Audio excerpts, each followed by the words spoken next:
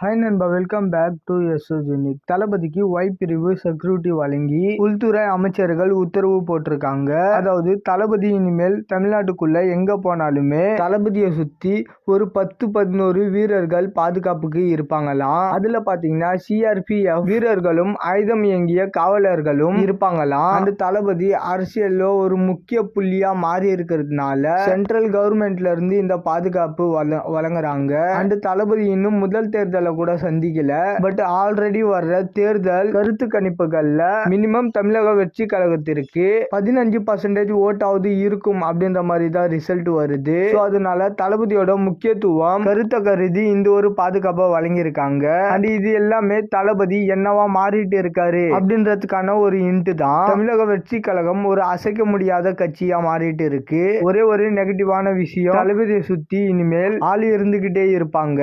Shooting part சொல்லி இல்ல எங்கேயாவது வெளியே தளபதியை பாக்குற ஃபேன்ஸ் கொஞ்சம் கிட்ட போயிட்டு கை கொடுக்கவோ போட்டோ எடுக்கவோ முடியாது. பட் அதை தவிர இந்த ஒரு சேஃப்டி ரொம்ப முக்கியம் தான். ஏன்னா ஆளும் கட்சியை அலற அளவுக்கு ஒரு மிகப்பெரிய தலைவரா உருவாகிட்டு இருக்காரு. அண்ட் எங்க போனாலுமே தளபதி சுத்தி அவ்வளவு கூட்டம் கூடும். ஈவன் முதலமைச்சர் கூட எங்க போனாலும் ஃப்ரீயா ஜாலியா தான் போயிட்டு வராரு. பட் தளபதினா தான் வெறித்தனமா கூட்டம் கூடிருது. ஓகே நண்பா, தளபதியை இனிமேல் எங்க வெளியில பார்த்தாலும் அவரு சுத்தி 10 பேர் இருப்பாங்க ஆயுதங்களோட.